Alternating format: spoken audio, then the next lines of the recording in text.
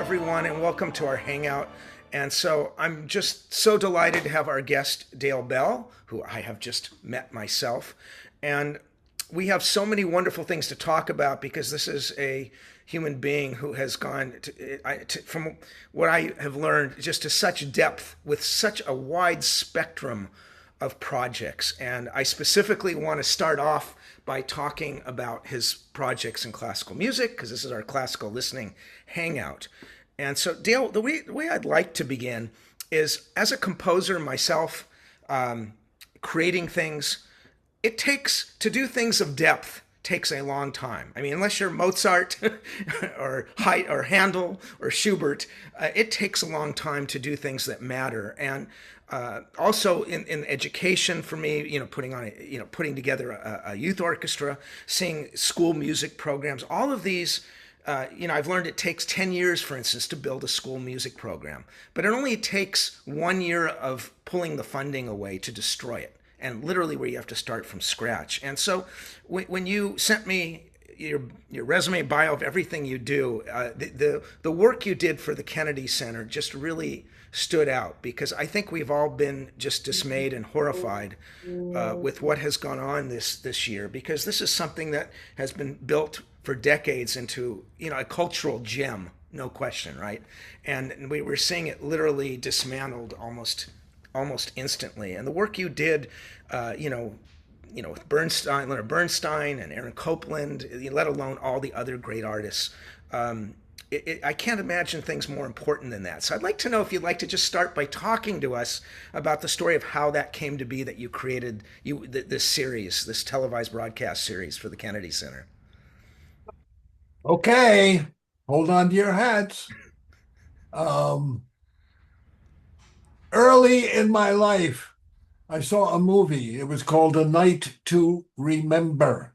And it's the story of Fred Chopin meeting Franz Liszt. And the piece that they play back to back is the Polonaise in A flat. And I said to my dad, I've got to learn that piece. And I think I was 8 or 9 or 10 years old, and I had had some piano lessons, and I was absolutely mesmerized. I did learn to conquer that piece, but it got me in. And when it came time for me to actually play it in front of other people, they said, do you really want to be a pianist? And I said, well, what does it take? I really do. I think I got the guts to do it. And they said, well, you got to practice 6 hours a day. And I said, well, what happens to all of the athletics and all the book learning and everything else that you have to do in the life? And they said, you got to practice 6 hours a day, or you've got to stand aside and let somebody else do it. So I stood aside and let somebody else do it, but I never let go of the thread of Chopin and Franz and Joe Haydn and Mozart and Wolfe and Wagner and Verdi and Puccini and Stravinsky and all these people. They inhabited my head, alas, even when I got to college. Hmm. And I got to college at Princeton in 1956 after I had met a gal who said, you've had a really rough life growing up with your parents and your mother being alcoholic and everything else like that. And I said, what do I do, Linny? How do I conquer it? And she said, get into the theater. And she proceeded in 1955, the winter of 1955, to blindfold me, take me to a theater, have me sidle into a theater seat, and finally take the blindfold off me and put the program in front of me. And it was no, it wasn't Long Day's Journey into Night. It was, what is it? Big Mama. Cat on a Hot Tin Roof, right? And lo and behold, I watched the whole play and laughed and everything. And then she put the blindfold on me as other people were exiting, and she took me backstage. And I had to climb these stairs. And I had no idea where I was going, but it was sort of like in heaven. Hmm. And lo and behold, we get upstairs, and lo and behold, there's Big Burl Ives, Big Daddy, and Mildred Dunnick, Big Mama. And Millie came down the stairs, put her arms around me, hugged me on both sides, and she said, "Linny has been talking about you." And I was aghast. Hmm. And she was my first real mama. She was a little mama, not a big mama, but she embraced me in the theater, backstage at the Brookhurst or the Broadhurst or the something else like that. And that led me to say, I love being backstage. I really want to find out who these people are. So I was at Princeton and hitchhiking back and forth between Princeton and New York. It's a 45-minute trip, plus or minus. And I bought tickets to,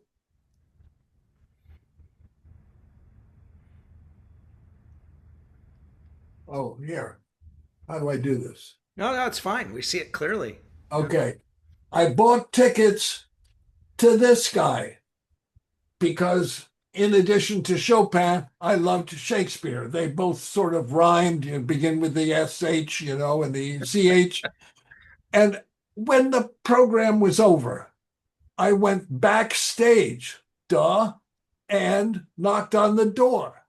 And I said, "Sir John, I am the president of undergraduate theater at Princeton. I've been on stage and whatever, but I loved what you just did. Could you come down to Princeton and do this performance for me in McCarter Theater, 1,100 seats, as a benefit for the summer stock company that I was producing 8 programs, 8 plays every week?"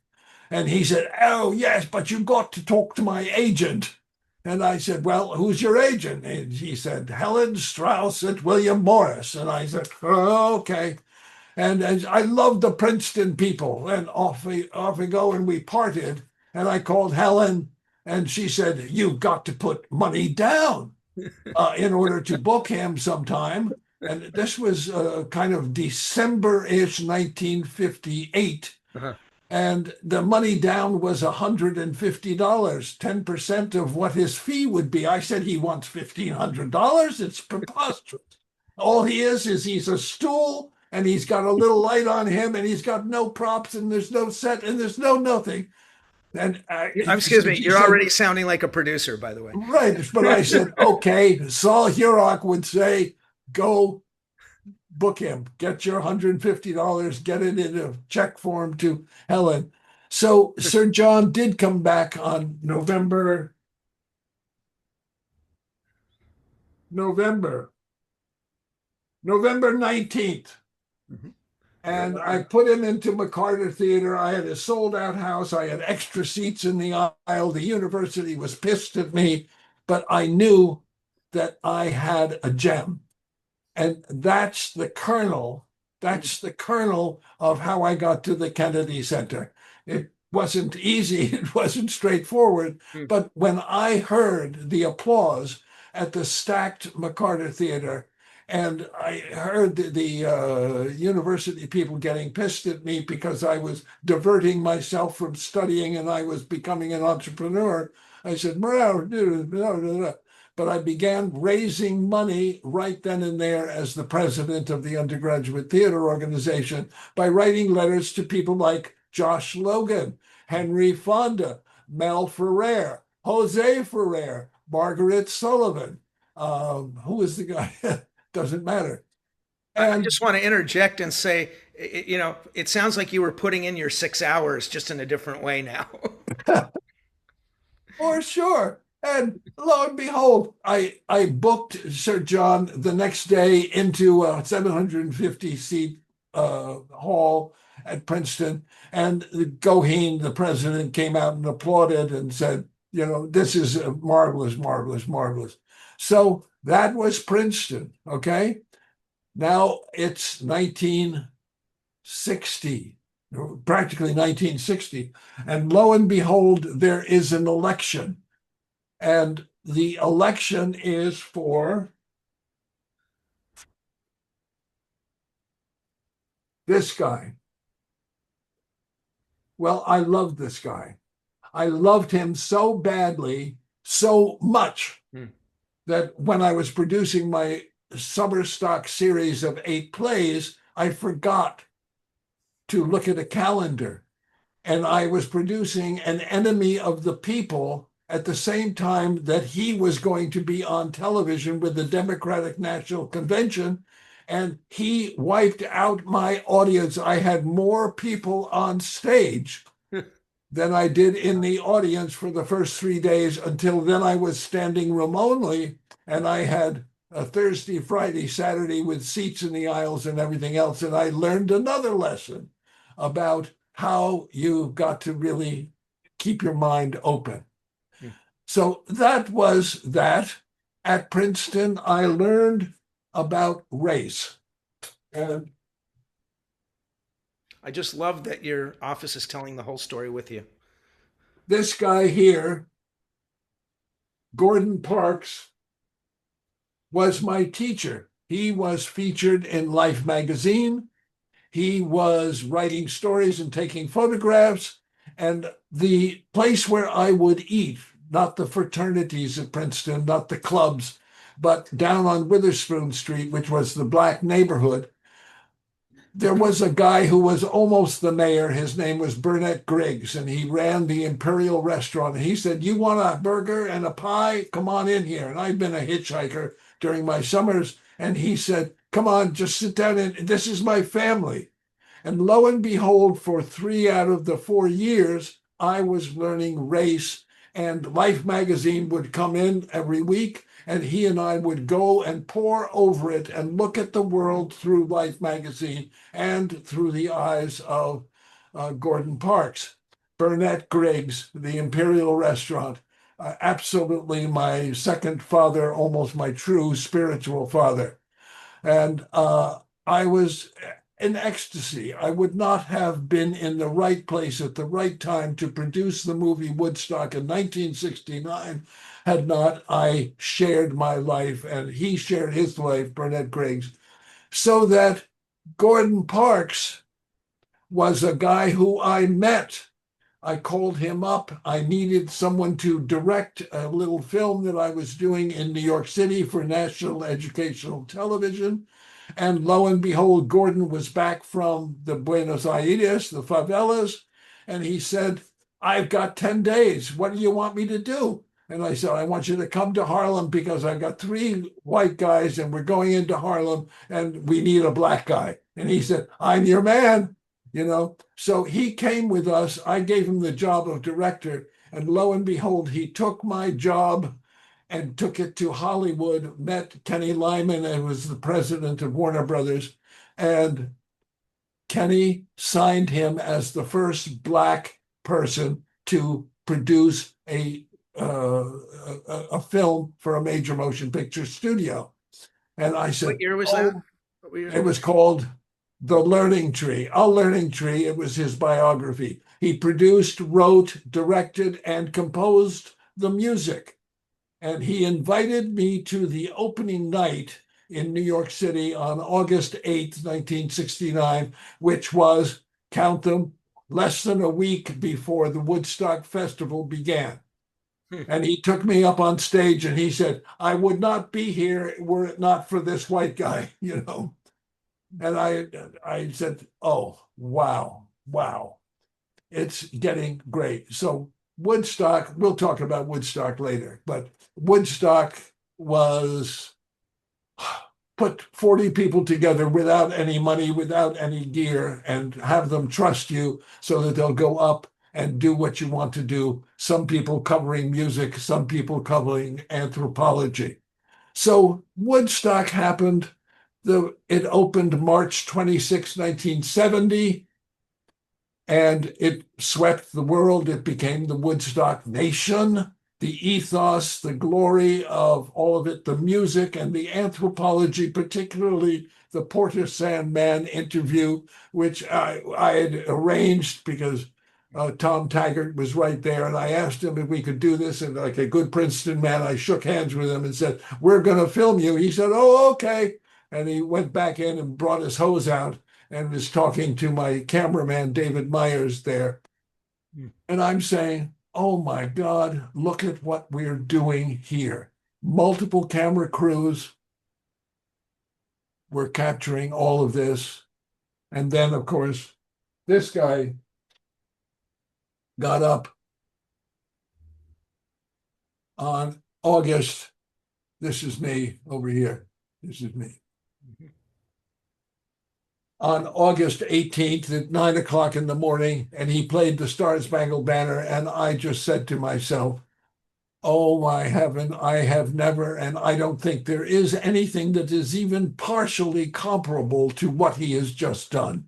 He's played the national anthem and he stops dead in his tracks and he plays taps. Taps. Day is done, go in the sun from the lake.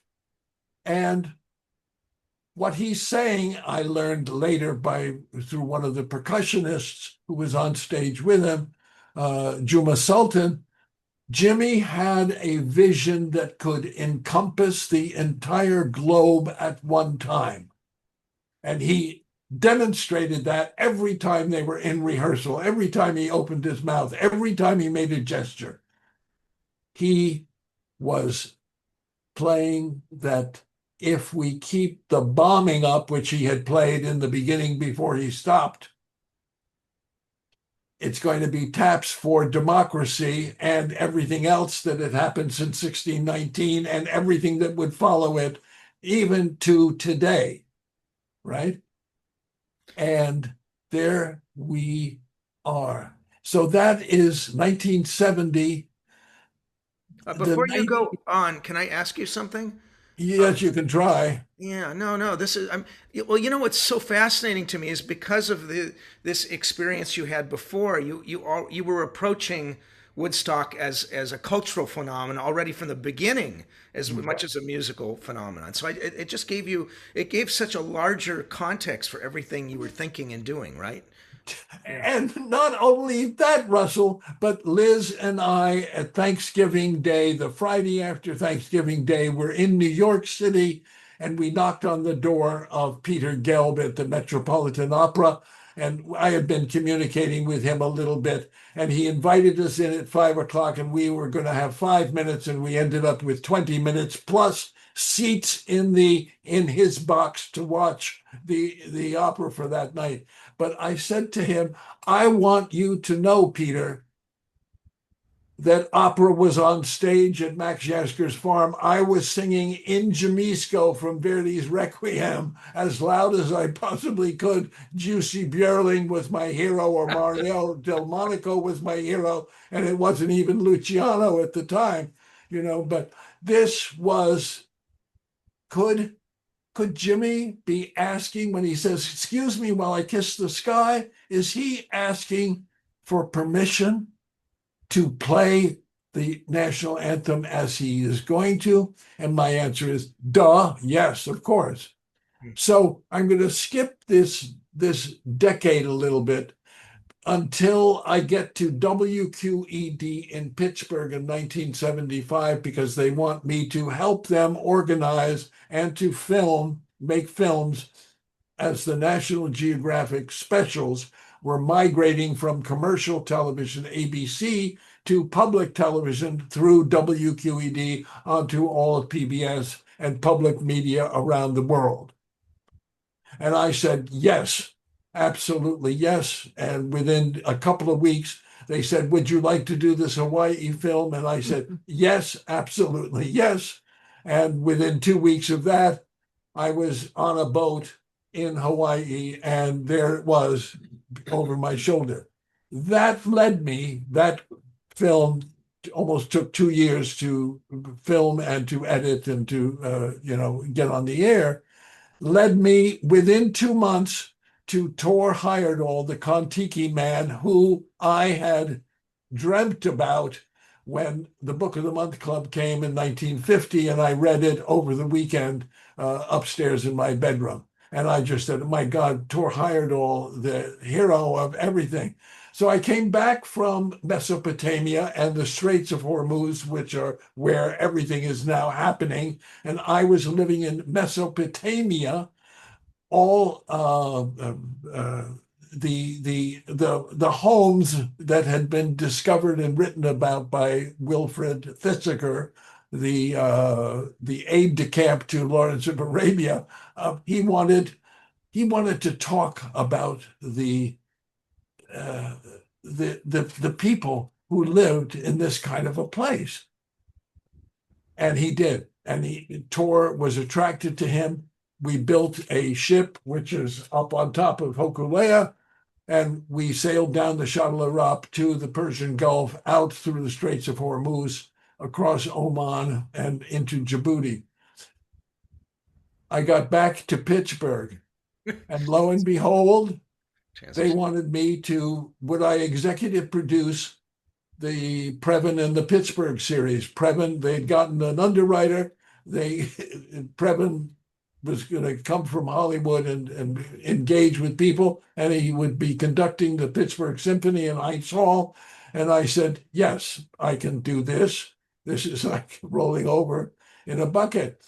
But as they were doing the Previn in the Pittsburgh, they came knocking on my door again. I was there at the station, and they said, do you know Jim Henson? And I said, do I know Jim Henson? I was operating an elevator in the delivery room, in the shipping room at ABC in 1961 or 62. And Jim came in with Ralph and tossed Ralph into a corner in a bag and said, stay, don't bark. And we all laughed. We all said, what was this going on? And lo and behold, the elevator opened again, and in came Sid Caesar. And Jim played the same joke on Sid Caesar. So there are three of us plus Ralph in this thing. And I'm saying Jim and I became buddies as a result of that. He was doing promotional stuff for Jimmy Dean, which was on ABC. But in Pittsburgh, the name Jimmy Henson came up again. And one of the people in the development department said, we think that we have secured some funding to go to Washington because Jim Henson and Sherry Lewis's Lamb Chop are going to be the co-hosts of the first time that the International Puppetry Festival will ever be held in the United States in all of its 50 or 60 years. And Jim was a great leader in all of that. And I said, does that mean that we have to go film it? And we said, we're working out the details. And as we worked out the details, it came down to I would lead some people from Pittsburgh plus some local people in Washington to hire 6 mobile video trucks in Washington starting June 9th through the 17th for a week or so, centered on a place called the Kennedy Center. And 2 or 3 of the theaters at the Kennedy Center would be used for the International Puppetry Festival, but there would be other festivals. And I said, this is Woodstock all over again. All I This got was to this was do is after get, you did the Previn with the Pittsburgh. This was after that, yeah, this was right after I right? did 2 Okay. seasons of Previn, a season and a half, to Okay. be absolutely honest. Uh, and so there it was, June Mhm. 1980, and it was go to Washington and scout this out and see what you could do about it. So I went down there and hired some more people from WETA Washington and freelance people. And we had 6 mobile trucks, each with multiple cameras. And our obligation, contractual obligation, was you have to record all of the performances in their entireties and create an archive of international puppetry around the world so that we could store this. This was an So when independent is this going to person. happen again? Right? Yeah. Right, right. And Nancy Staub was the executive director, dear sweet gal. Uh, and she said, and the part of the deal was Kermit and Lamb Chop would be the co-hosts.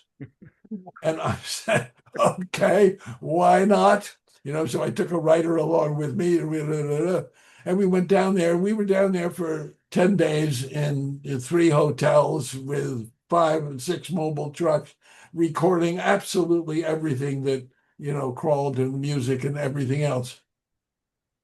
But this is where the story begins. I'm sorry for this prelude, but I'm known Makes for sense. This is prelude. good. This is good. Um, I'm with Jim walking down the Hall of Nations at the Kennedy Center.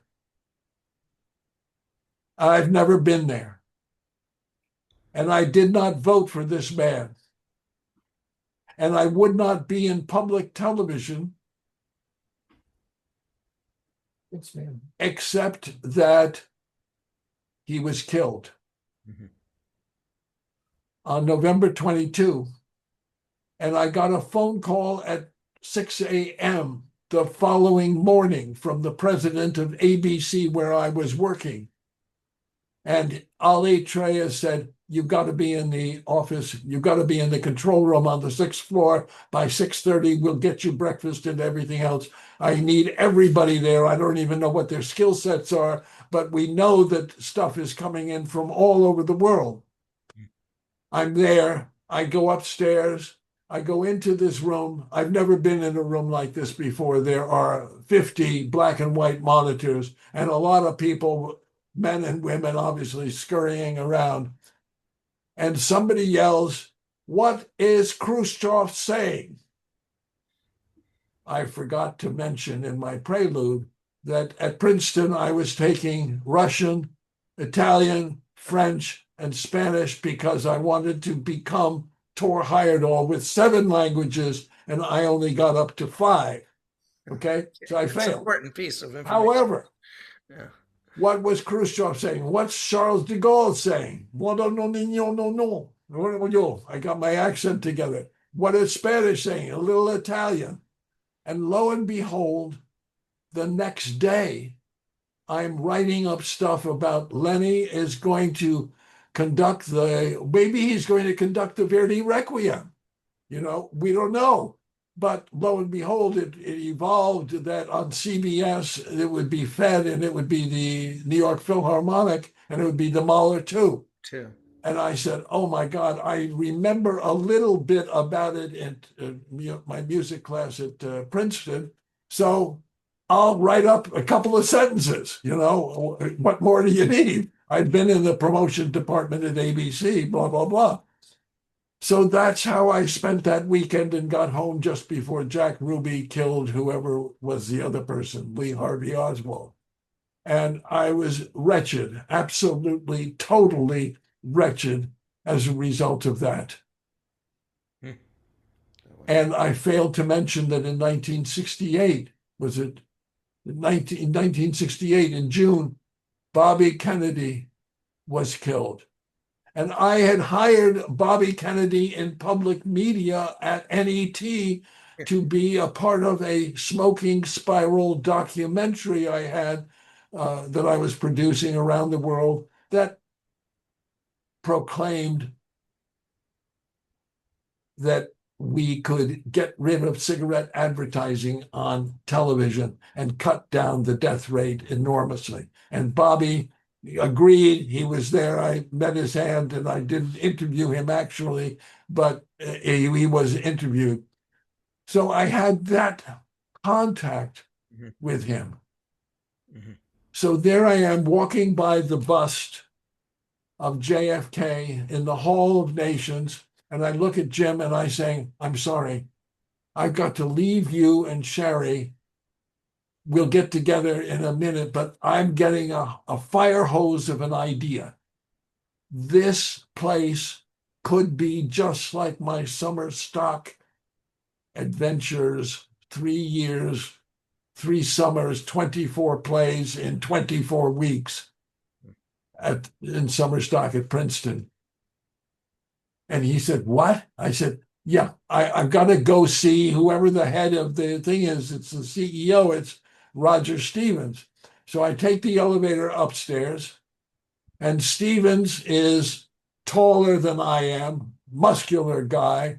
He'd sold the Empire State Building twice and made a pile of money. He loved the theater. He was out of Michigan. He had been a car driver and a gas station attendant until he figured out that he had to make his money. And in his office, behind him on one straight line, were 30 Democratic politicians. Hmm. And I knew that he was there because he knew how to raise money. He was an entrepreneur, and straight behind him was Adlai Stevenson. Hmm. Wow. And I said, wow. So I stood there, bearded, looking a little bit like Jim Henson. Jim and I were kind of twins. I'd just come off the ukulele in the background. So uh, I said to Mr. Stevens, you don't know me, but I'm a producer of the movie Woodstock. He said, and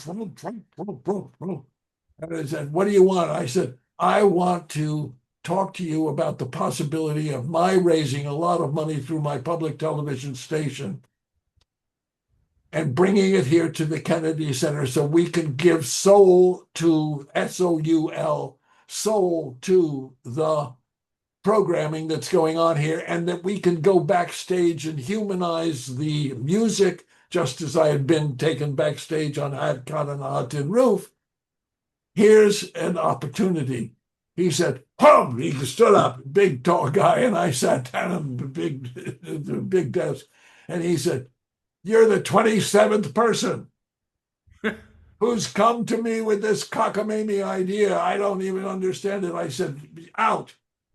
I said, "But Mr. Stevens, just in the unlikely chance that I'm successful, you don't want it known on the Washington Post, that you turned down my offer." And he said, "Rah, rah, rah, rah." You And actually said Claire, that. You his actually secretary, threatened came him. in and he dictated 3 lines. And Claire and I knew Claire, and Claire and I went to her desk and typed out the 3 lines. And I said, add 2 more. And I added 2 more.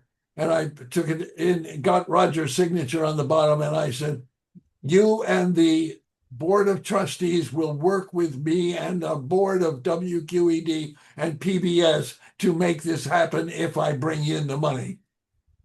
And he said, whoa, whoa, whoa, out the door. I completed the project with the puppets because I had to do that, and I had Jim and I had Sherry and I had all these puppetry people and Nancy Style. She was saying, "What you took? Where were you? All this last hour." So, and we created, and I took Kermit to the top of the Mount Washington Monument so that he could look down, and I had 2 cameras up there so that he could host it. It was called "Here Come the Puppets," and it was wonderful and elaborate. And all of the commitments that I made to Nancy, I had fulfilled. Mhm.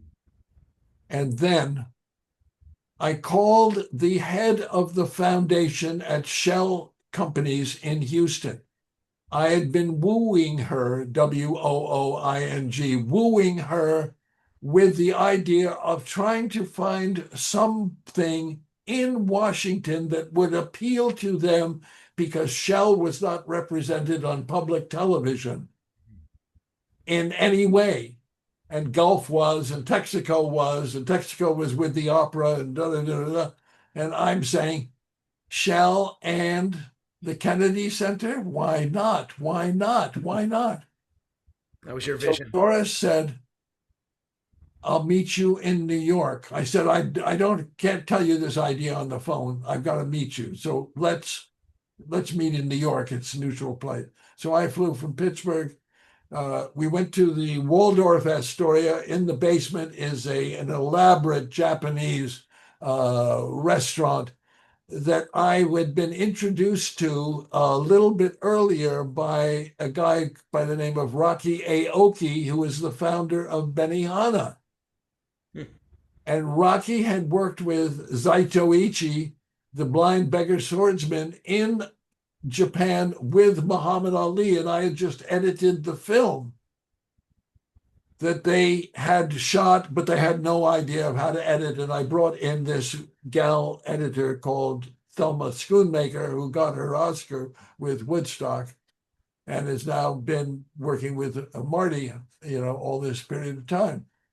And the executives at WQED wanted me to pitch 6 or 7 different ideas because they never thought that anybody would want this Kennedy Center thing. Lo and behold, it was a multi-course meal, and so we talked and I pitched, and they cleared the thing and run it. Finally, it was dessert, and I put my arms across the table, hands across the table, and grabbed hers. And I said, "But Doris, you said no all this time. I can't go back empty-handed." She said, "Tell me what your idea is. I've been waiting for you to tell me what your idea is." Because I had just pitched 2 months earlier J. Carter Brown and the East Gallery of the Washington Mall as an opportunity. I said, "Okay, how would Shell like the Kennedy Center?" And she said, she leaned in, she said, "What?" I said, "We have a relationship. WQED has a relationship already with the National Geographic Society, whereby we are producing 4 programs a year with the society, which is coming out of Washington, which is about a stone's throw from the Kennedy Center. So we want the same kind of relationship." And all of the executives at the Shell company could come and get schmoozed or schmooze with the politicians in Washington at your heart's content. And she said, "Oh," and she pulled back, and we hugged, and we both went our separate ways. She back to Houston.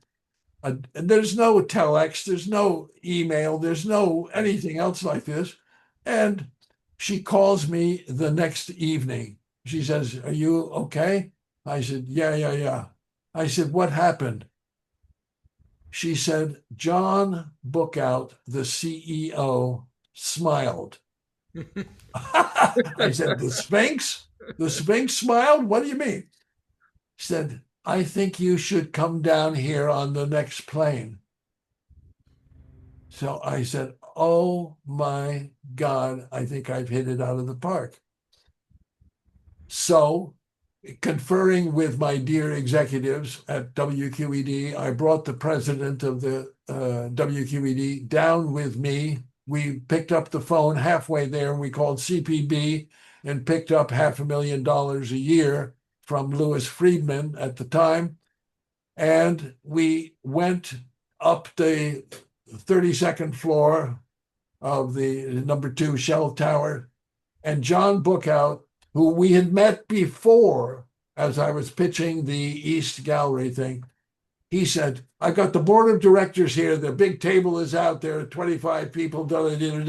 I can pitch this all to them. But here, come here.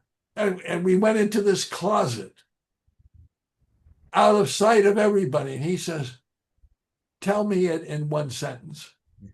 I gave him the one sentence. "You can schmooze to your heart's content, and you can match your manliness with Gulf and with Texaco and everybody, Exxon. What was the other one? And you have the free right of in and outing at the Kennedy Center." He says, "I don't need the board of directors for this. How much money do you want?" And I said, "It's 12 programs over 3 years. Each program is about $500,000, and we want $2 million on top of that to get it started. And then there'll be a couple of million on top of that for the promotion and the advertising and everything else like that." So he says, "My calculation is 8 million. I said, "That's it, 8 million. He hugged me, shook my hand. He hugged Lloyd Kaiser, the president, and Doris took us away. We never made the board meeting, but we got the little piece of paper that I could take back to this guy called Roger Stevens and say, "Roger, guess what? I got a little piece of paper. And it's almost the same one that we dictated, 2 weeks ago, 3 weeks ago. So he's like, vroom, vroom, vroom, vroom, vroom, vroom. So he brought in, this is end of June 1980. Mhm. He brought in Marta Istomin, who you will know as, Life of Eugene Eastman. her first name was Casals. Hmm. Yeah. Marta Casals, age 18, a cello player who had married Pablo at the ripe age of, 90 or I something. don't know, 80 or something else like that. And I had spent my college years listening to Pablo and Rudy Serkin do the concerti, the Beethovens, back and Yeah. forth and back and forth. I mean, weekends, all I would listen to would be my opera and my classical music, and I'd be reading and whatever. Yeah, So yeah, Dale, here I'm, I'd I'm had, gonna, Dale, just one second. I just want to stop because um, I just want to interject for a second because, every week in these hangouts, we're talking about how music is put together. And I talk about how composers are choosing one strand versus another. I just did a whole thing on the Beethoven Missa Solemnis, Misa where Solemnis. Beethoven had so many original choices to make and connected things you wouldn't have imagined connecting because he was trying to make this grand summation. So he's pulling music from Handel that he adored, and music from Haydn, his teacher, he adored, and music even from the Renaissance and everything. And I just wanted to say, I feel with these stories you're telling us, you sound like a composer because you're seeing all these visions and these strands, and you're finding because you have all these connections, but you're seeing all the ways they can light up and connect. And I just want to say how much I'm enjoying this tale, just as from a composer's point of view, as you continue with the genesis of this. It's absolutely true. I mean, this is a symphonic juggling act, Yeah, it's a lot of fun to hear. Yeah, so Boy, oh please, boy, oh boy. we're in the So development section now. so I'm back in Washington. Roger has brought in his A team. He's got Tom Kendrick and he's got Marta Istomin and he's got Judy Moore, who is still at South Coast Repertory, incidentally. She was the dance maven, and Max Woodward, who was the theater maven. And they said, we've got something for you. And I said, well, what is it? What do you think it could be? And they said, Aaron Copland is celebrating his 80th birthday party on November 14, 1980. And I said, oh my God, I'm running the Marine Corps Marathon on November 12th. He said, what? I said, well, just keep going. And you're going to, and we have a birthday party planned for him. And I said, who is going to be there? And Leonard Bernstein and Slava Rostropovich, with Leo Smith, a pianist, and a couple of other sort of not quite ne'er-do-wells. And I said, this is spectacular. I've met Aaron Copland years ago at NET with Jack Fenza and Kurt Davis. Jack was a mentor to me, and he taught me everything about doing this juggling stuff. And Al Perlmutter was a mentor to me who talked to me about juggling everything in the documentary field. And so I said, okay, so it's going to be the 14th. And they said, yes, what's the program? Appalachian Spring, Aaron will conduct, and Lenny is going to conduct a Lincoln portrait. And I said, well, who's the narrator? Aaron. I said, oh my goodness, wow. And I already said, hire a camera crew to be at the Lincoln Memorial that night. And hopefully there are young people there, and just watch what their reaction is. Bathe the Lincoln Memorial at night with everything that you possibly can. And Leo Smith. And lo and behold, I did the Marine Corps Marathon in 3 hours and 20 minutes, Wow. but they was short by 100 yards. So they had to adjust my time and everybody else's time. It was very silly. But I asked through the sound producer, John, God, come on, Everybody knows him. He was the Crenshaw? who? Crenshaw? No, no, no. McClure. John John Marta. McClure? Anyway, he was the audio producer for us for Previn, and he was just well renowned. I said, John, can you get to Lenny, please, and ask him to write something that we can put into the teleprompter and escort Lenny around the Lincoln Memorial about his relationship to Aaron and how Aaron had served as a mentor to him. And I just want 2 minutes. I don't want 5 minutes or 3.5 minutes because I don't want to be in the position of editing anything that Leonard Bernstein writes because that'll be all over the front page of the papers. And they said, oh, okay, we do this. So it comes time to get down there. Oh, no, and we're still at the meeting. I'm sorry. We're still at the meeting at the Kennedy Center. And they say, what do you want to do? And I said, well, if we're going to do Lenny as program number 1, I would like to do Firebird by the Dance Theater of Harlem. And they kind of looked at each other and they looked at me and they said, that's black. And I said, right, Gordon Parks is black. The guy who took care of me at Princeton is black. This is Can you the discuss a soul. little bit about how you, I mean, was that an idea you had actually like pop in from the beginning, or was that something that dawned on you gradually as you started to see what this was No, about? I had seen the Dance Theater of Harlem a couple of times in my hitchhiking back from Princeton at the City Center on 55th Street in Manhattan. Yeah, I thought they were absolutely spectacular. yeah. And what I wanted to do was the humanization of the process of making a ballet. So my idea was, at the same as it was for Woodstock, go backstage and watch them rehearse and rehearse.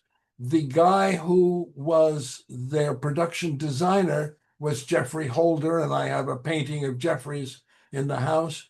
And the choreographer was John Tarras, who I did not know, but obviously Arthur Mitchell knew him, and Roger said he would introduce me to Arthur Mitchell. So the whole idea was spend half of the program in Harlem watching this process of rehearsal go forward and focusing on 2 or 3 of the lead people, and then take them to Washington and film them in a performance on stage in the Opera House.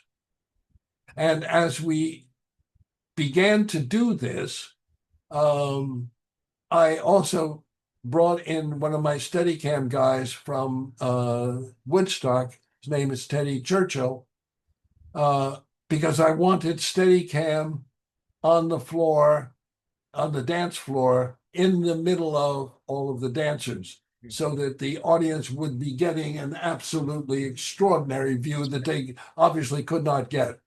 I hired Kirk Browning, BRO, to be the traditional television director, and he directed the 5 cameras. And then I bought a rehearsal session for an afternoon of 3 hours and did it all with Steadicam because I wanted it to be different. So we had the beginning of what Arthur's idea of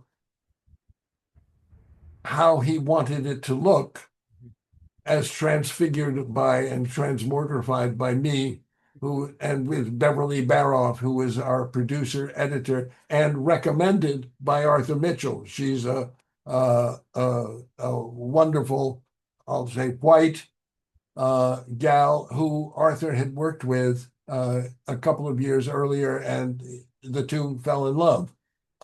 So it was a mixture. So we had 2 kinds of programs in that first meeting, Mm-hmm. and they kind of said, Oh, okay. And I then laid out my Because it kind was of very different than what they had envisioned, right? Is it? right. And the philosophy or the strategy was we would capture what we could. We balance our budget. We had $500,000, so some projects would cost a little bit more than $500,000, and some would cost a little bit less. But that's all we had, and we just began consulting back and forth every day, every week, every month as the 3 years played out uh, on what could be diverse, what could be entertaining, what could be totally different from anything that anybody had ever seen before. And particularly, I said to Roger, Roger, this is going to bring the nation into your home here at the Kennedy Center. They are going to see the Kennedy Center as they've never seen and or heard about it before. Of course. And lo and behold, after we put out a Copeland celebration, a 90-minute special, the friends of the Kennedy Center went from 10,000 to like 30,000, overnight, and they continued to build so that by the end of the first year, I think we had 50,000 friends of the Kennedy Center, and that was just, and Sure was very happy, I'm sure. he was absolutely thrilled at this, and he was thrilled all the way along. And he he introduced me to George Stevens Jr., who had invented 2 years earlier, 3 years earlier, the Kennedy Center honors, which to me were like plastic, and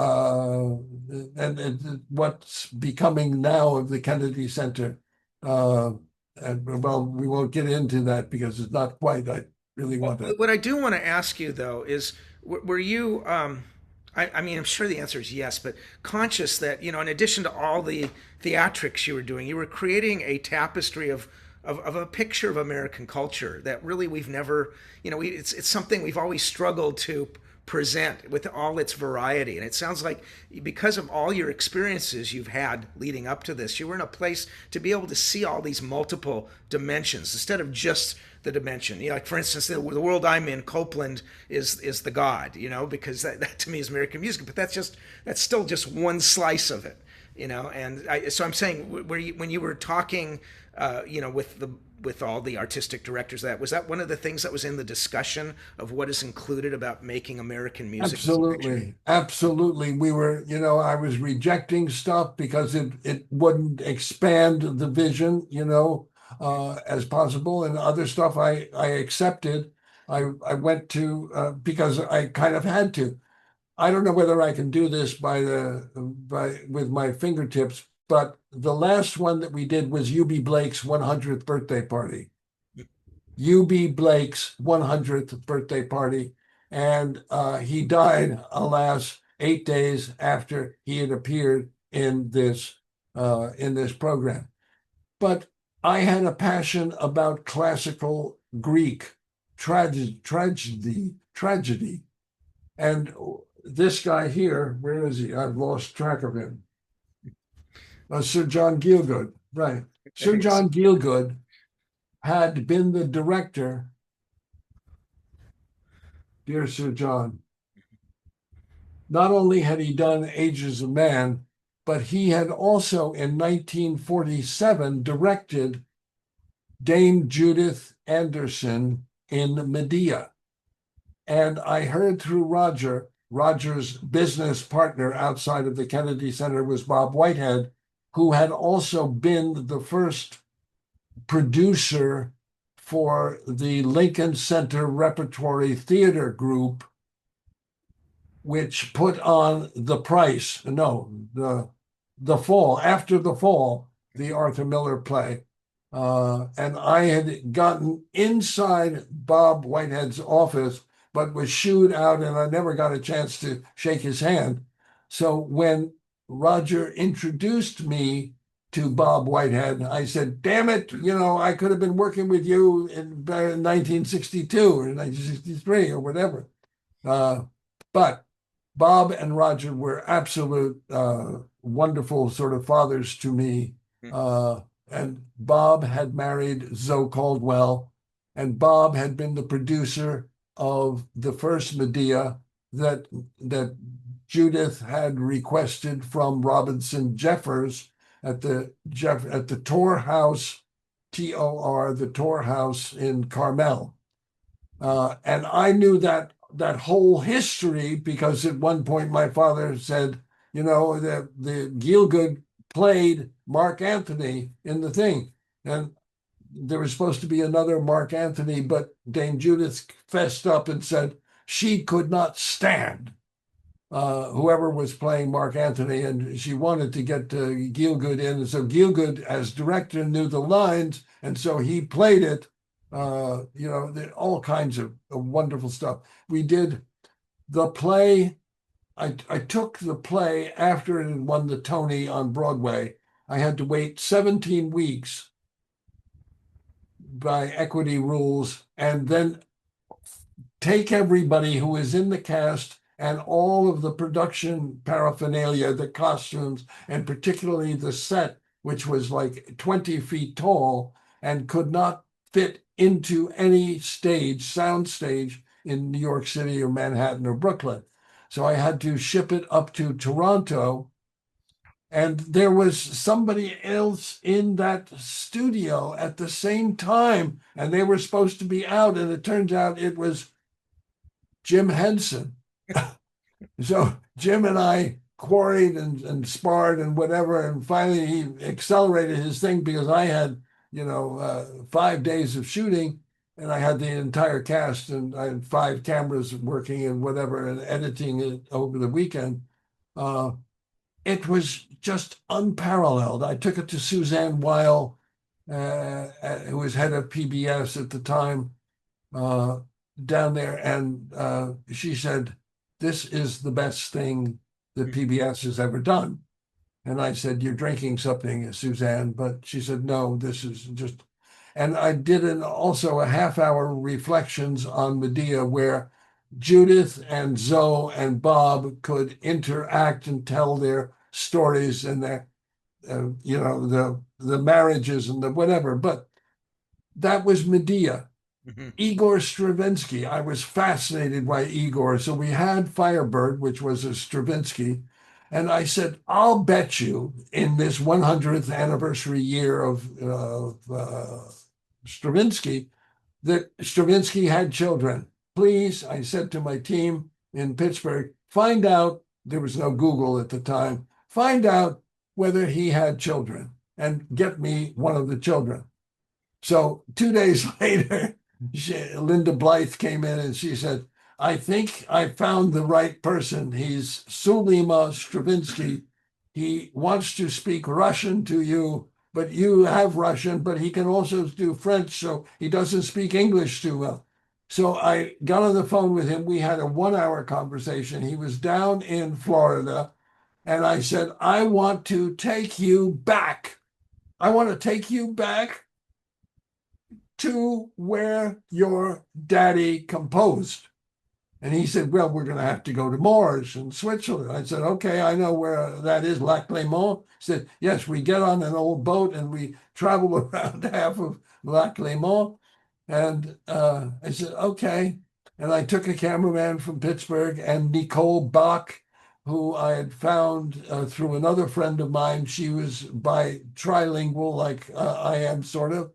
And she had set the whole thing up a week or two in advance. She'd come down from Paris to Morges so that we had a location supervisor. And one of the funniest things was Sulima said he would compose up there in that third floor room up there. And so we knocked on the door, and I introduced to whoever this person was, this was Sulima. And they said, no, I'm sorry, we can't let you upstairs. And I'm saying, wait a minute, this is Sulima Stravinsky, the son of, I'm sorry, we just can't do it. So what did I do? I hired a cherry picker. and brought it to the square and put my cameraman in the cherry picker with Sulima and hoisted the goddamn thing up there outside the third floor window. Nothing was going to stop you. Right. So I wanted Sulima to describe what it was like, you know, unreal. And the other thing was, and Sulima was only 75 or something and a little shaky. But I said, now Sulima, we're going to put you on a bicycle because you said that you and your daddy used to go through the Morge, the town is Morge, on bicycles around the what do you call it, the vineyards. Mhm.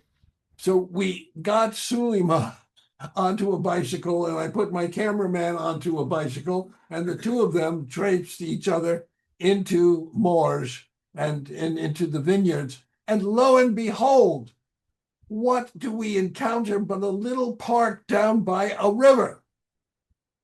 And I'm saying, what? Why are we doing this? What is this? And I'm in a little car, and Joe is the cameraman.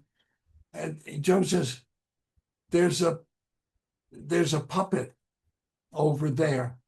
So I went over and I saw that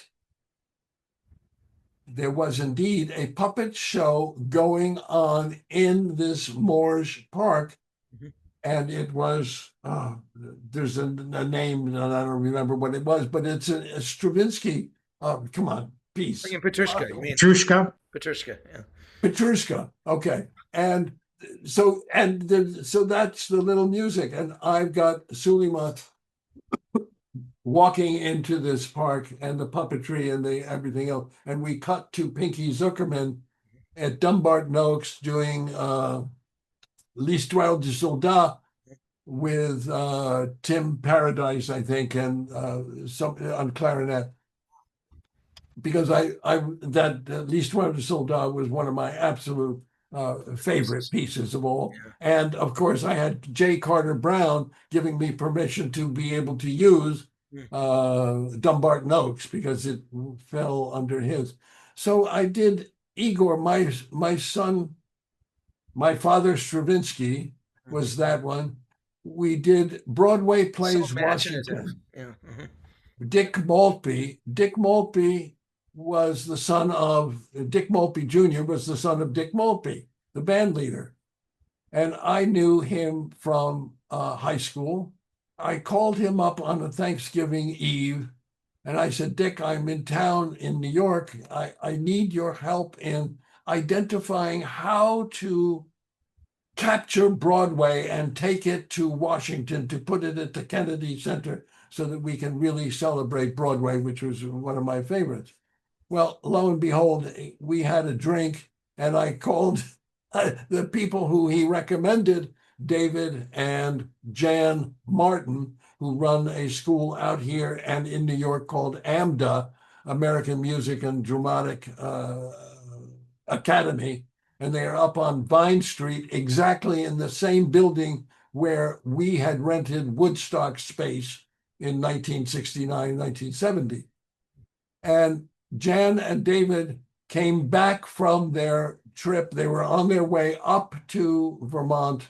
They came back and we met and we fashioned this 35-member troupe who would find a way to hike onto a train and get down to Washington and perform at the Kennedy Center. So we could see a whole entourage of people from Broadway plays Washington and all the stars. I mean, John Raitt was there singing his, immortal carol, and Estelle, what's her name?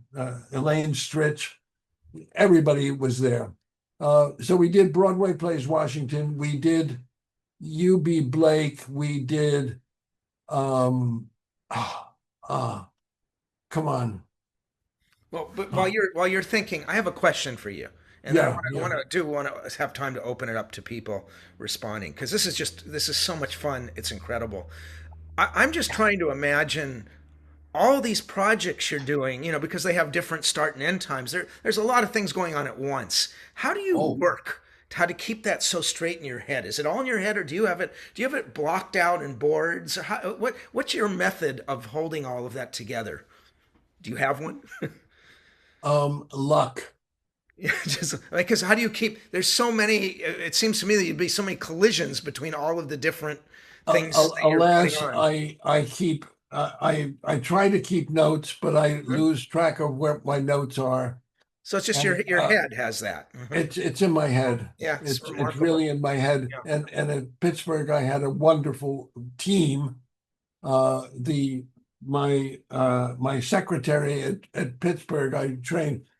Had no college education. She was Italian. She could make absolutely fabulous eggplant parmesan, and she could type at 100 words a minute. And I just said, okay, you just sit there and take it down.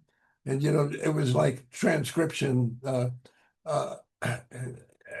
Yeah, but you see these I'm things in lucky your that you see way. these things in your head. You work them out in your head. You don't need to like I do. I have to, I sit here with my sketches all the time, doing things, building it up piece by piece. You see it kind of in a whole, huh?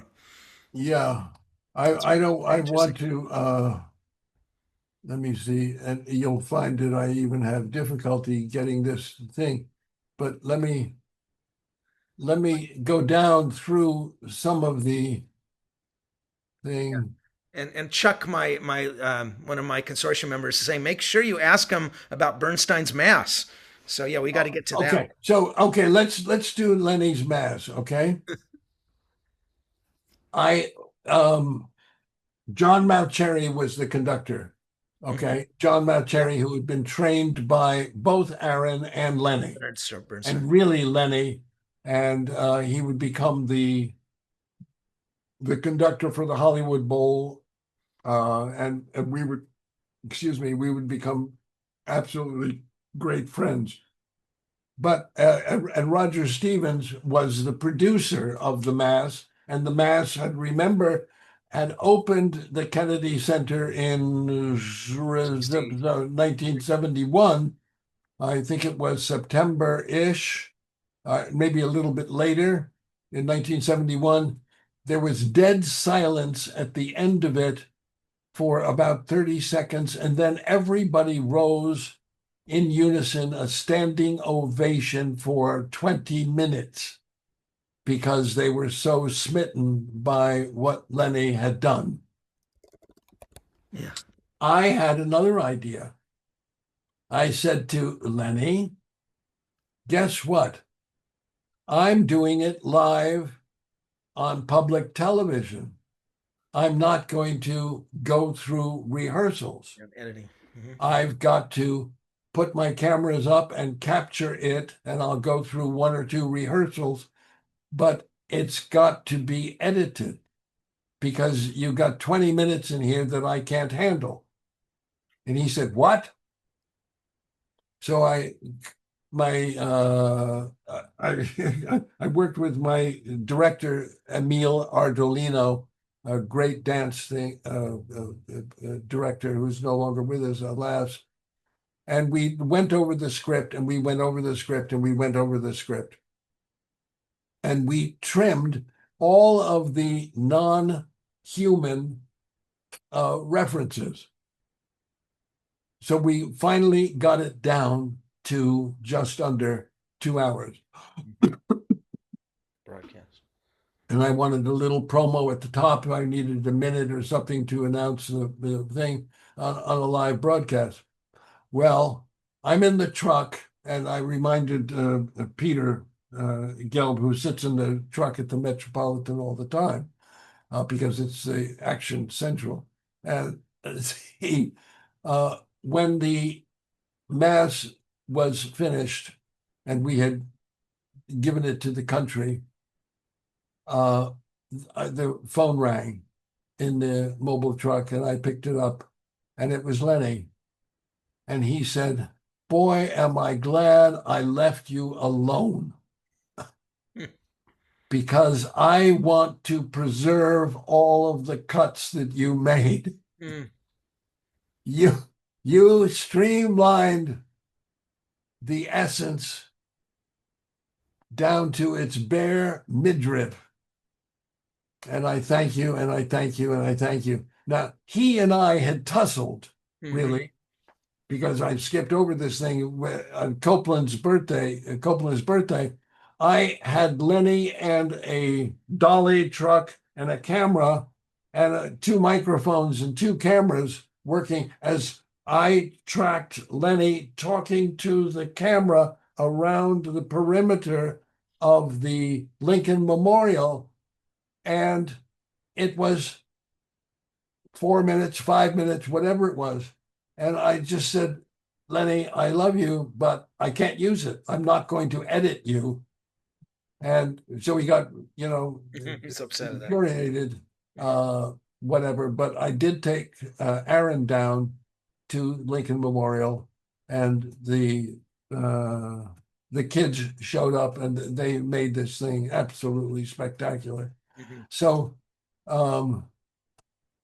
where do I Well, no, go? we were just talking about how he approved of all the cuts that you made. Yes, That's a big deal because, he was famously self-critical of oh his yes. work too, and he's a perfectionist. And it says a lot that he couldn't have done that, maybe gotten in the weeds himself, but seeing what you did, then he's telling you he thinks that it worked, it worked much better. That's pretty significant.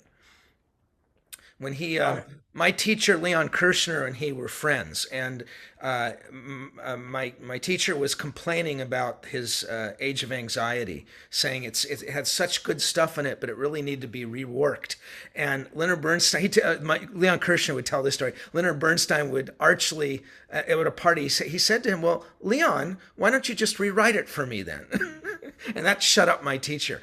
And so I'm just thinking, I love that story, and because everyone thinks they know better, and so I just love this anecdote you've told me about how you had to do it for broadcast reasons, and I imagine, and yeah. and he really approved of those cuts. That's great. Let me read a couple of the inscriptions that are on the outside of the Kennedy Center that Jack wanted, because he had a big role in creating this center Mm. as soon as he became president.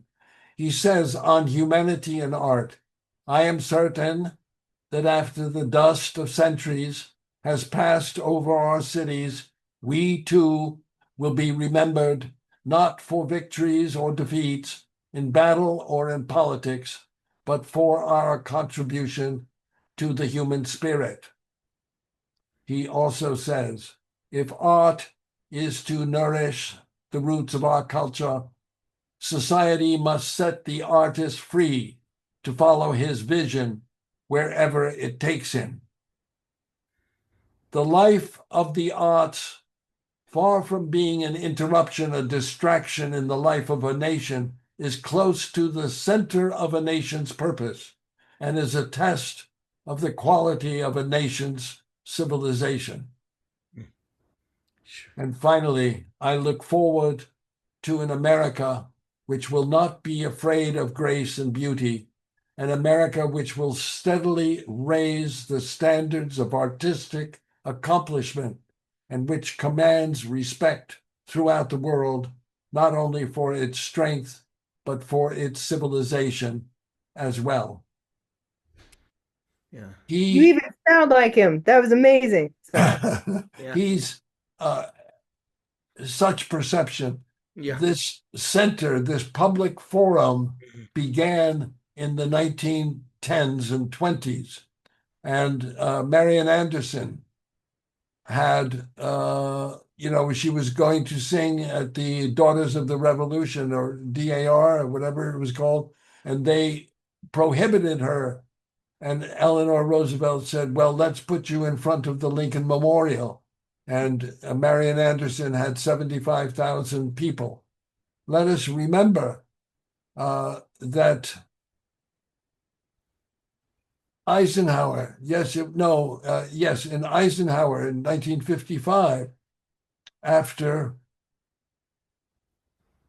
the war, Eisenhower said we should have a public meeting space, and he drafted something which became an act of Congress in 1950 and 1958, when JFK was elected president, in the first 6 months, 8 months, 9 months of his tenure, he began fundraising and had raised $25 million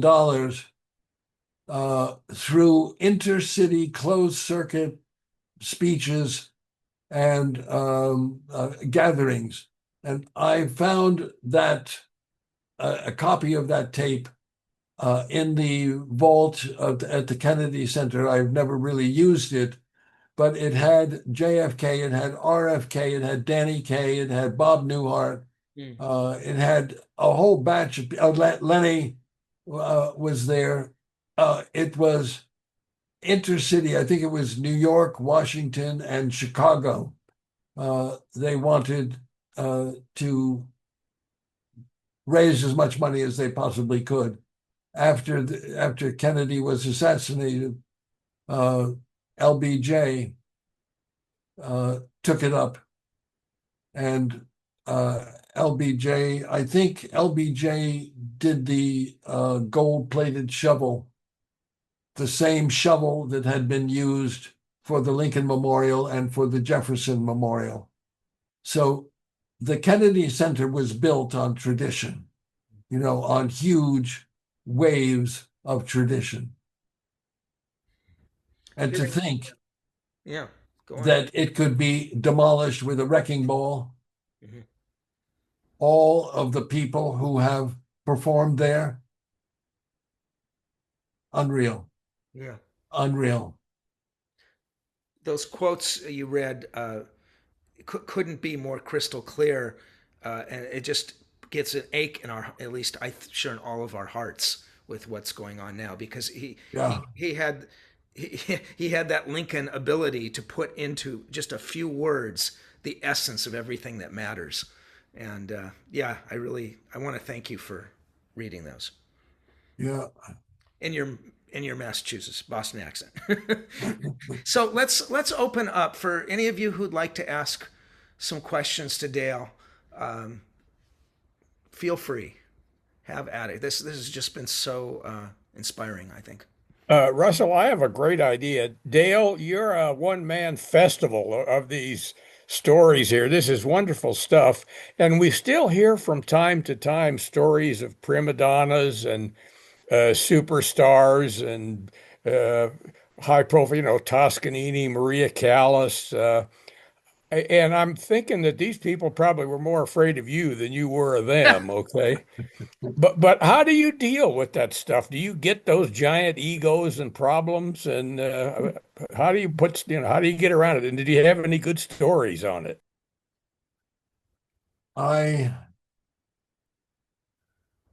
What is this? Water over a duck's back.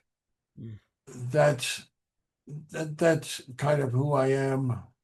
I learned communitarianism at my camp in 1947, Camp Tamanis in Maine. It taught me everything about how to work together. Go forward to Woodstock and listen to Wavy Gravy saying we got to keep feeding each other. Go to the Portisand man who says, I've got a son who's in Vietnam and I've got a son who's up here. This is what we have to do. Listen to John Morris talk about how to be a neighbor. And there's a verb out called neighboring. How do you neighbor? This is what is so essential, I think. I've been very, very, very, very, very lucky, fortunate to be able to be at places where I can get stuff done that I adore, that represent love. And that's what I've got to do for the rest of my life. It's beautiful. Be 88 in a couple of days. Oh, sorry, a couple of weeks. Patrick, go ahead and ask. Thank you, Dale, so much for joining us. And I know that John Maucheri has been working on this great project called Broadway in Black and White. And it sounds like the two of you have very similar sensibilities with regard to the role that the arts have played in trying to break down barriers with regard to race. And I wonder if you could just say a word about that yourself. I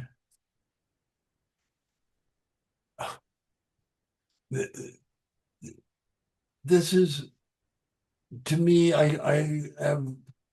I was not taught this so much as I felt it.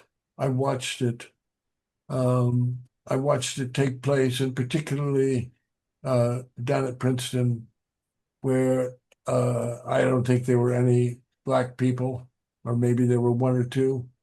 At Exeter, where I went, the track coach, the track captain was black, and he taught me. I became a captain of the track team as well, under his tutelage. Um, there's an opening in your heart, in your mind, to be accepting of this extraordinary diversity that represents itself in a place like the Kennedy Center, and in arts everywhere. I mean, I look at the Santa Monica Symphony. I would love to see more people of color in the Santa Monica Symphony, working on it, working on it. It's little small things, but it's also big things. Yeah. It's big things.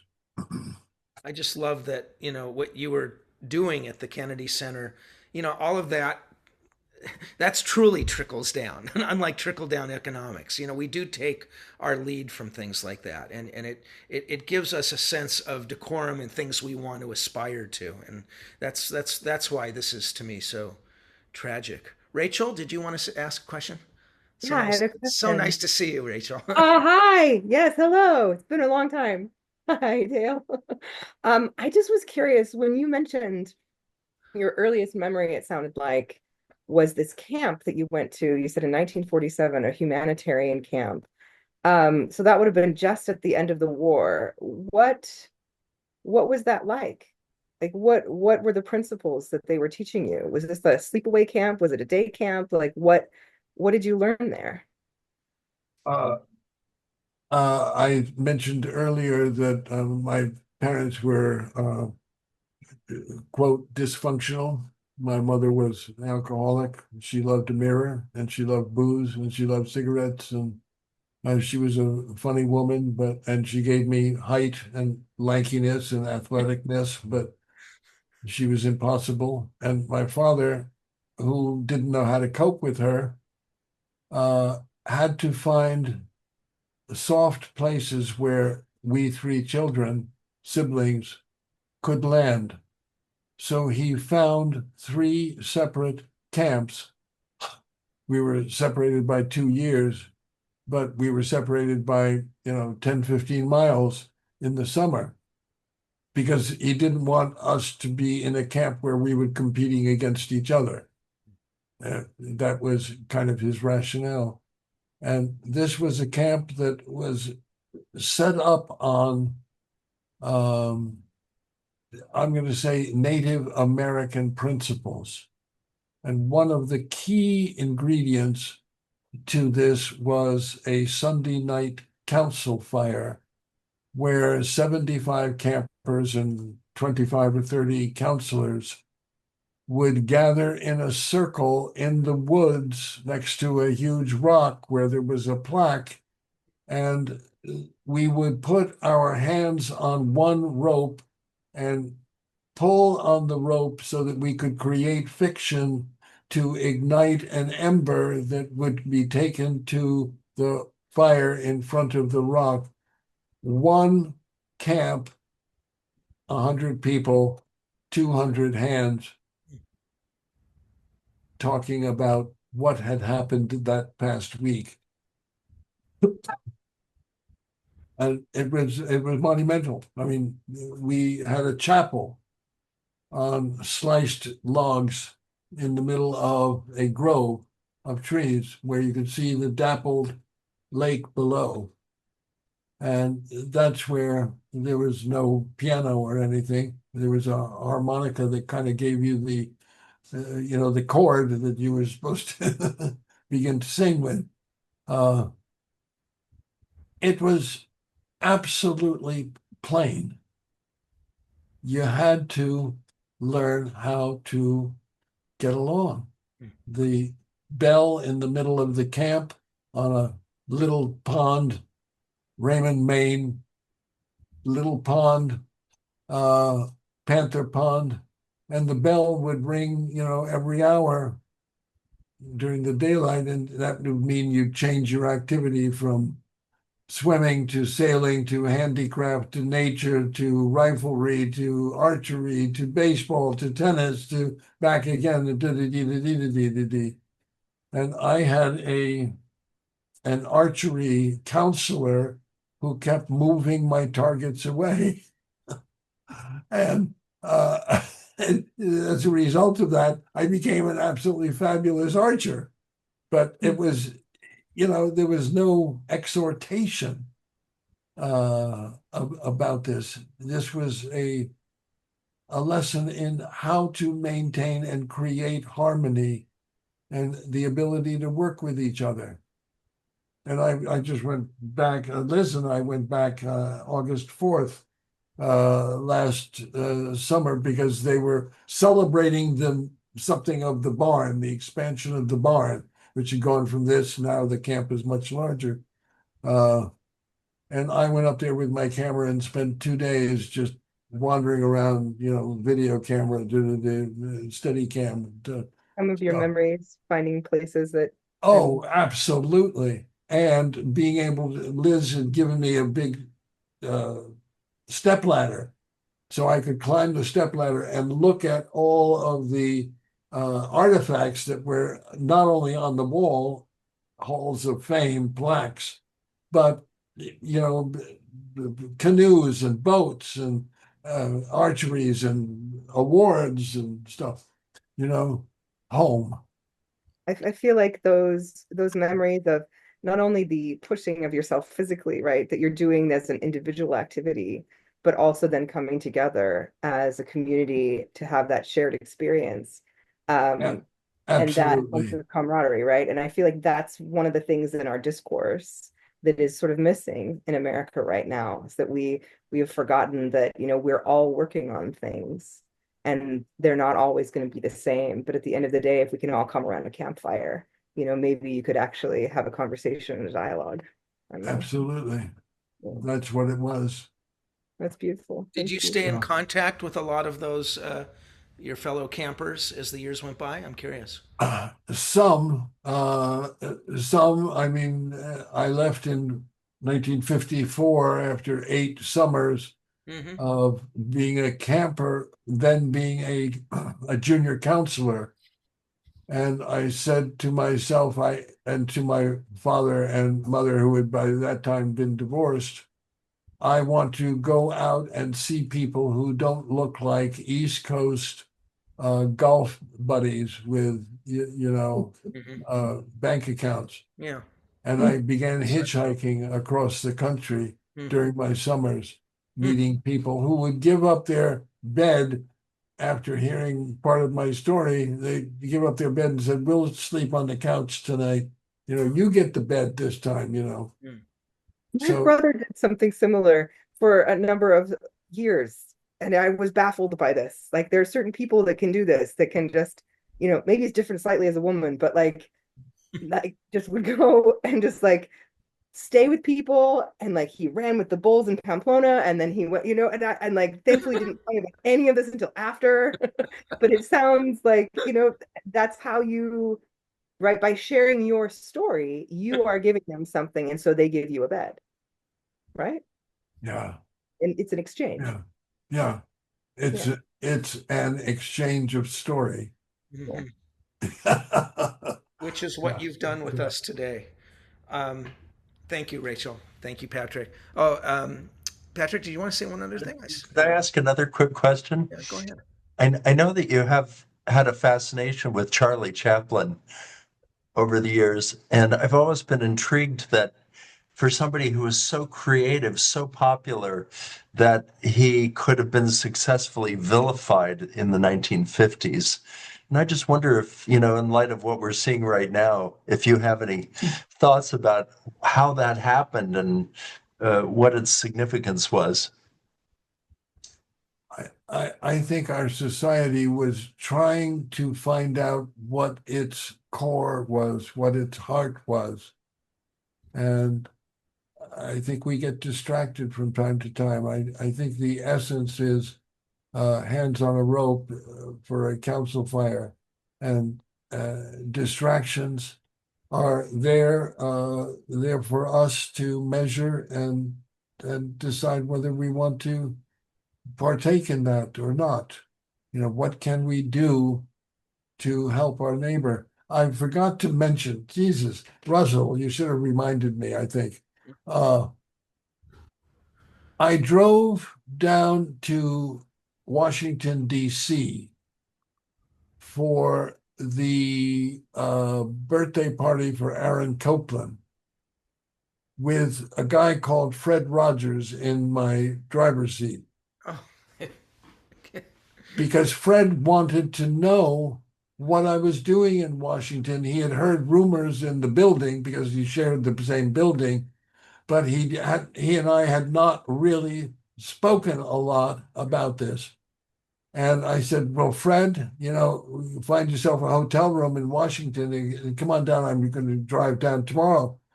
And he jumped into the seat, cleared his schedule and whatever. And no, I didn't. And I told him this story, and he found it totally preposterous. We get into the Kennedy Center, we're into the concert hall, and I've got Fred there, and I go up to Leonard and to Lenny and introduce my sound guy, the sound producer, whose name is John something or other. Was it John McClure? That's what. John McClure. There was he Rick, is. There that you was go. Rick Capolera's contribution. Right. And John McClure, who had been working with me at the Previn at Heinz Hall at the WQED. And so John introduced me to Lenny. And of course, I turned around and I said, Lenny, I don't know whether you know him or not, but this is Fred Rogers. Well, you could have blown everybody over. And Aaron came over and they all hugged. And I said, well, now's the time. So Fred got to the piano first and sang happy birthday. And I had no cameras. This is the shot that got away. I would have used it 100 times. But we were on the concert hall stage, and the grips and the lighting people were circulating all over the place.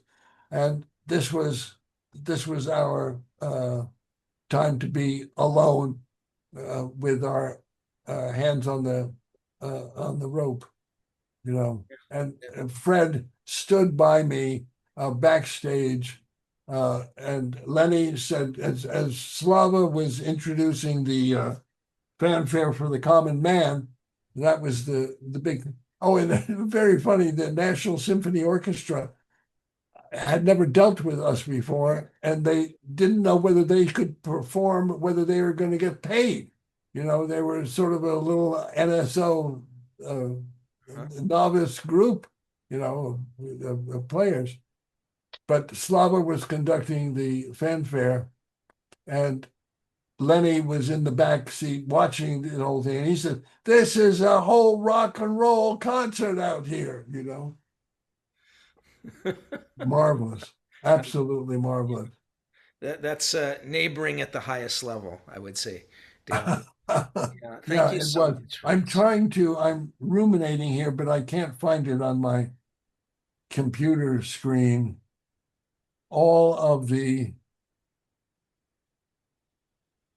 there were 12 programs. What I'll do is I'll pass you, Russell, and you can pass it on to everybody.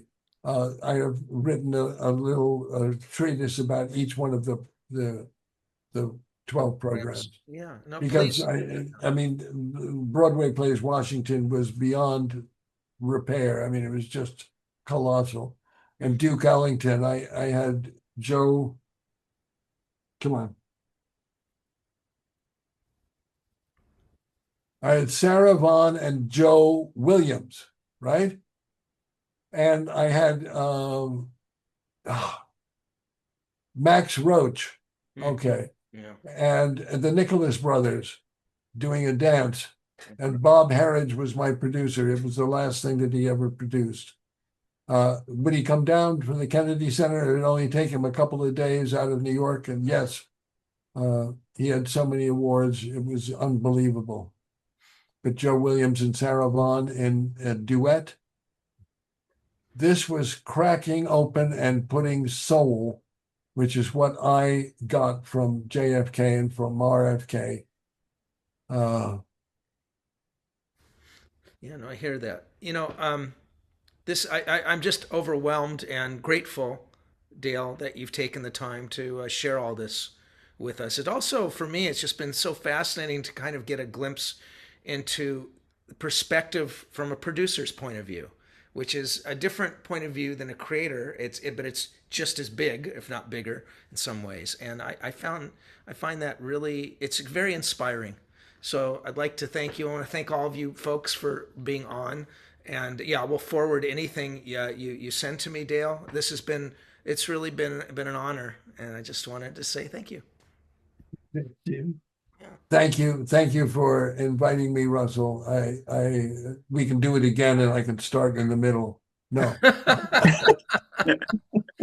Well, I have to say, when you sent Definitely. me your resume, it was also not. It had a beginning, middle, and end, but not in that order, as was famously said. And Well, what is going on now is I don't know whether you know about the Yoder family in Montecito Heights, no, I don't.